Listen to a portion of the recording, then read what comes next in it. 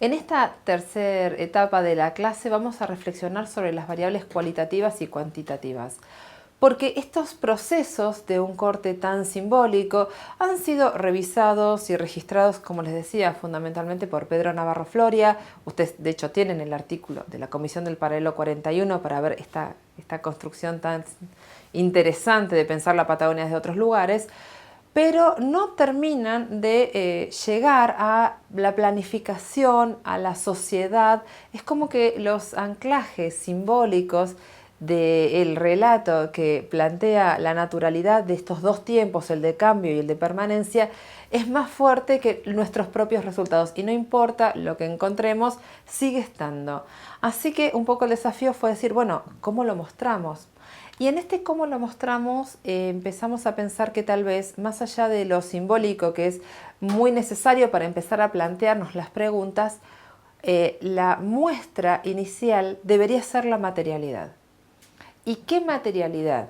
Allí fuimos hacia los planes de desarrollo del primer gobierno provincial de Río Negro. La Norpatagonia está dividida en dos provincias, Neuquén y Río Negro. Y de estas dos provincias, Río Negro pareciera tener una historia mucho más paradójica en términos de una integración territorial que no se termina de resolver. Con lo cual, nuestra hipótesis inicial fue que posiblemente la forma en que se construyó la provincia tenía que ver con esta diferencia territorial. Y decidimos mirar desde la materialidad más básica. Básicamente es cuánto dinero se puso en inversión en qué lugar. Cuando la Patagonia se provincializa en 1955 y cuando efectivamente se hace la primera elección en 1958, no es un contexto cualquiera, es el contexto del desarrollismo. Esto significa que el Estado Nacional y los estados provinciales están absolutamente convencidos que la intervención estatal es necesaria para asegurar el buen desarrollo y que el desarrollo debe ser industrial de una forma que incorpore a toda la sociedad.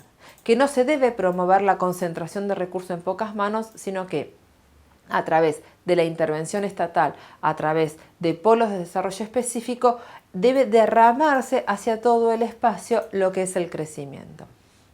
Es una teoría en esta idea de que hay tiempos de cambio y de permanencia, donde pareciera que la permanencia se va a resolver a partir de la correcta intervención estatal. Y dentro del mapa argentino, la extremadamente joven provincia de Río Negro está absolutamente alineada al discurso nacional del entonces presidente Frondizi. El gobernador Castelo, el senador José María Guido, quien va a ser senador de Río Negro y además el presidente de la Cámara de Senadores por su afinidad, van a ser figuras emblemáticas en lo que es el proyecto desarrollista. Con lo cual, cuando uno mira la intervención en Río Negro, lo que está viendo es la intervención desde los más puros compromisos con estos preceptos del crecimiento argentino. Quienes están detrás de la idea del desarrollismo son los escritos y los teóricos de lo que va a ser la CEPAL, este gran organismo de reflexión económica que está planteando el modelo de dependencia y la crítica a la dependencia como una forma de discutir el capitalismo mundial imperante. Y van a ser los textos de Preich los que van a estar en el fondo de esta reflexión. ¿Cómo todo este cambio, esta crítica a la dependencia se traduce materialmente? Bueno, Río Negro se va a dividir en 5 zonas económicas.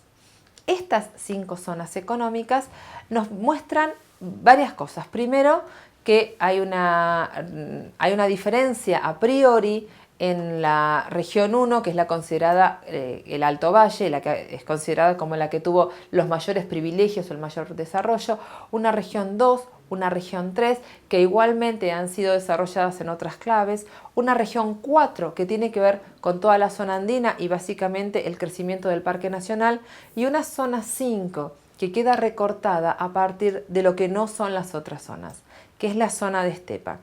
Ya en este primer mapa que se plantea como modelo del desarrollo rionegrino hay una desigualdad en la forma de reconocer las zonas. Pero una desigualdad que podría pensarse que, bueno, se va a resolver. De hecho, porque los textos del propio primer gobernador Castelo indican que el gran problema de Río Negro ha sido el abandono a esa zona 5, a lo que denominamos línea sur. Sin embargo, cuando vemos la forma en que se interviene económicamente, encontramos que la intervención del desarrollismo, que se plantea un crecimiento armónico, lejos de discutir la desigualdad y la concentración, lo que hace es cambiar el eje de la concentración. Mientras que va a intervenir con un 8% en la zona 1, un 21% en la zona 2, el 63% de los recursos se van a concentrar en la zona 3, que es la zona que está alrededor de Viedma. Porque ahí se va a construir el puerto, porque ahí se plantean espacios de irrigación, dejando un mero 1% para la zona andina y un 6% para lo que va a ser la zona de la línea sur. 4 de ese 6% es además para minería. Esto no es un dato menor, porque la minería en ese espacio se supone contraria y contrapuesta a lo que son las iniciativas ganaderas, que son las que contienen a la mayor parte de la población. El argumento de esta distribución tan llamativamente desigual de los recursos siempre fue la demografía, pero cuando uno va hacia la demografía de esa época se encuentra que hay un 20% de la población que está en ese espacio sobre el cual se decide no intervenir. Hay una construcción absolutamente desigual de Río Negro. Pareciera que hay dos provincias. Una, la de los tres valles, el Alto Valle, el Medio y el Inferior, donde no solamente se concentran los recursos, sino que también se concentra la política, donde se concentran las principales leyes, donde se plantean institutos de desarrollo. Y el otro espacio, el de la zona andina y la línea sur, que no es que no recibe fondos, va a recibir, y muchos, pero los va a recibir sin la mediación del Estado. Va a recibir fondos de privados que van a intervenir en la organización del espacio con mucha más fuerza que el Estado. Pareciera que tenemos a la CEPAL y podemos decir al keynesianismo asociado en los tres valles y al modelo neoliberal de Hayek más duro en el resto del espacio. Son dos provincias con dos lógicas, pensando en que eso es un desarrollo armónico. Y lo más llamativo cuando uno ve esta materialidad es que esto se va a repetir en la construcción de escuelas, es decir, tampoco van a ir con el peso de lo demográfico, sino que van a ir con el peso de la importancia que toma cada ciudad en esta construcción de política diferenciada, lo mismo con la policía, lo mismo con los hospitales, lo mismo con la construcción urbana. Cada una de las variables que tomamos vuelve a repetir esta diferenciación. Cuando miramos Río Negro y miramos este inicio tan dramáticamente diferente, nos podemos pensar que, bueno, fue un inicio.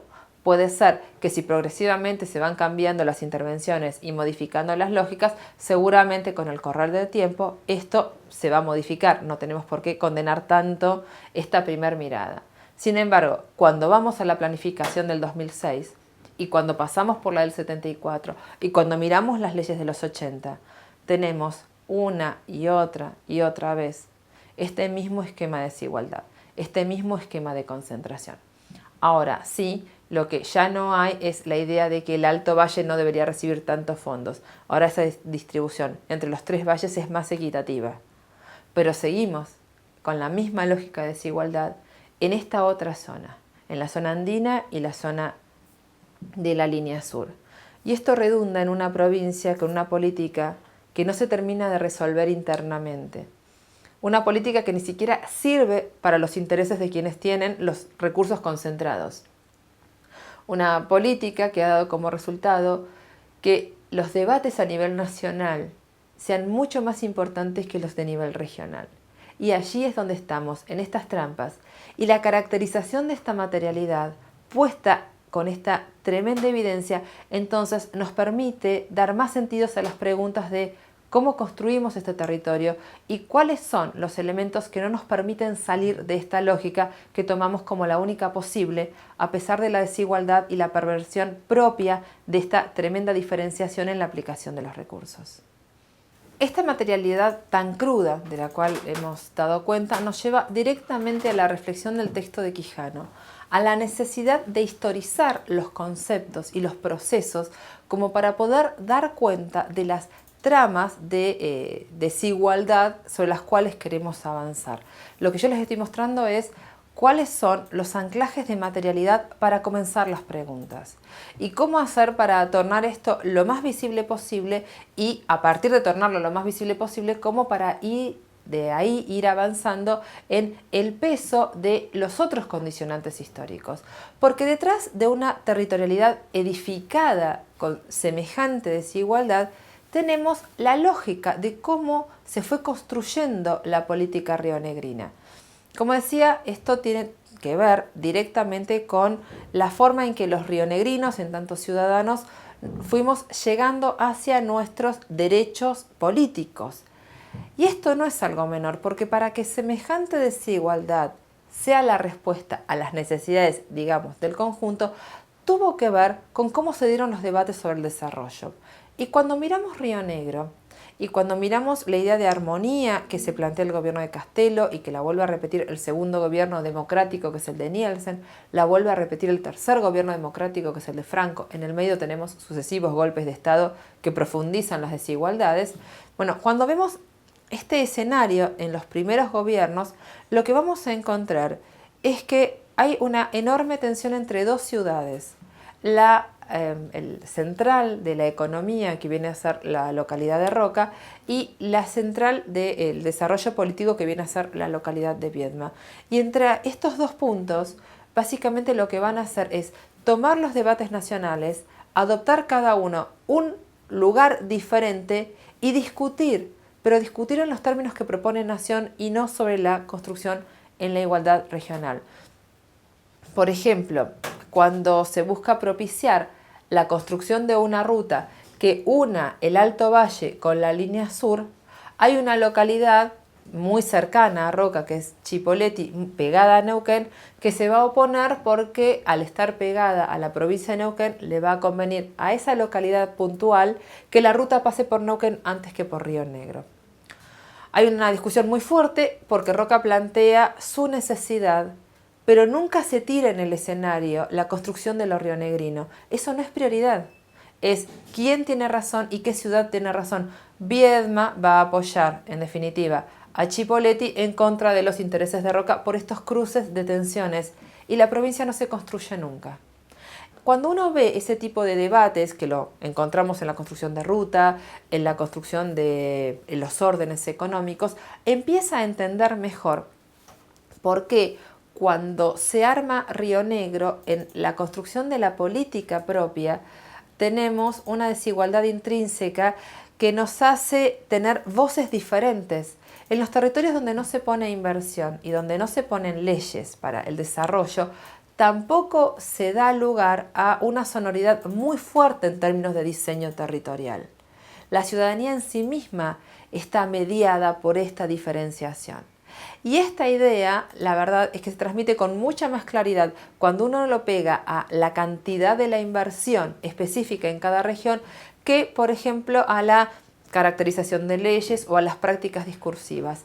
Anclar el discurso simbólico en la construcción material más dura es muy ilustrativo del problema al cual uno quiere llegar y ahorra muchos caminos teóricos. Pero para eso tenemos que estar como muy comprometidos y ser muy conscientes de cuál es el nivel de debates teóricos al cual queremos recorrer. Por eso decíamos la clase pasada, ustedes tienen que terminar esta clase caracterizando bien el problema y sus propias marcas. Es claro que nosotras, en tanto ciudadanas rionegrinas de este lugar construido con esa desigualdad, nos preguntamos por esa desigualdad con mucha más fuerza de la que se podrían preguntar en otro lugar rionegrino.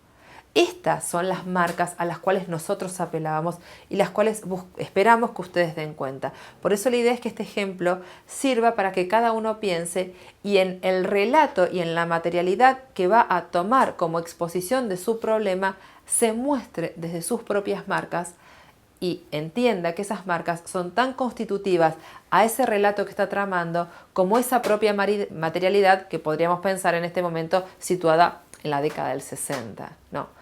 Está hablando de nosotros mismos y de un problema que nos contiene hoy. Esa es la idea de la discusión que vamos a llevar adelante.